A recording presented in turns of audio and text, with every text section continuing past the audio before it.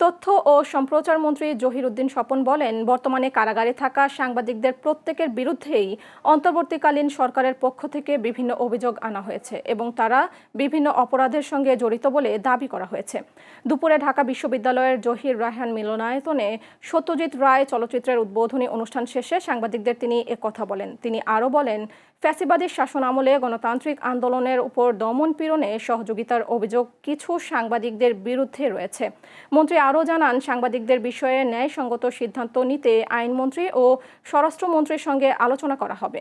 আইনের বাইরে কারও ক্ষতি হতে দেয়া হবে না বলেও তিনি আশ্বস্ত করেন। পরে তিনি জাহাঙ্গীরনগর বিশ্ববিদ্যালয়ের সাংবাদিক সমিতির নবনির্বাচিত কমিটির দায়িত্ব গ্রহণ অনুষ্ঠানে অংশ নেন। অনুষ্ঠানে বিশ্ববিদ্যালয়ের উপাচার্য অধ্যাপক ডক্টর কামরুল আহসান সহ অনেকেই উপস্থিত ছিলেন। মূলত ফ্যাসিবাদী আমলে যে গণতান্ত্রিক সংগ্রামের উপরে অত্যাচার নির্যাতন হয়েছে তাকে সহযোগিতা করার অভিযোগও কোনো কোনো সাংবাদিকের বিরুদ্ধে আছে। আবার অনেক সাংবাদিকরা স্বাধীনভাবে সাংবাদিকতা করতে চেষ্টা করেছেন। তবে কাজের সঙ্গে যেহেতু আমাদের এই সরকারের কোনো সম্পর্ক নাই, সেই কারণে আমি আইনমন্ত্রী এবং স্বরাষ্ট্রমন্ত্রী মহোদয়ের সঙ্গে কথা বলে সাংবাদিকদের জন্য যেটা ন্যায্য সেটার ব্যবস্থা আমরা গ্রহণ করব। তবে আইনের বাইরে কারোই কোনো ক্ষতি আমরা হতে দেব না।